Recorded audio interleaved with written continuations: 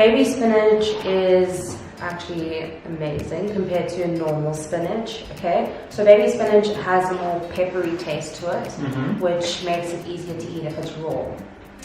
So what you can do with baby spinach, there's not a lot you can do when it comes to cooking.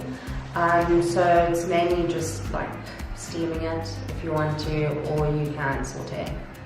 So when you saute it, what happens with spinach is when you cook it, it becomes wilted and then it kind of bunches up and becomes tiny. So what you want to do is you want to prevent it from doing that, because when you wilt it too much, then it loses its colour, so it goes really dark, almost black.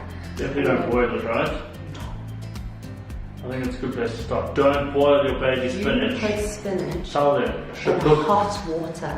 I will find you and murder you. Even normal spinach? Even normal spinach. Not in hot water. See, I haven't making that mistake.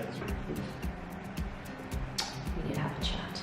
Yes. That's not okay. What I usually do with sauteing is I'll put a little bit of oil in there. You'll notice it looks a little too big. There's too much in the pan, but like I said, it goes smaller, it wilts. I usually just use my hands. I'll just like toss it with my hands nicely, get some olive oil coated on there. And then what you can do then is just leave it for like 2 minutes. Don't let it wilt too much. Just quick saute. Then if you're going to steam it, what you can also do is you can add water into your pan. Get it nice and hot, not too much water, you're not boiling it. Put like a little bit of water, throw in your spinach, and you can just saute it quickly and the water just helps it cook. So that's like another way of steaming and sauteing at the same time.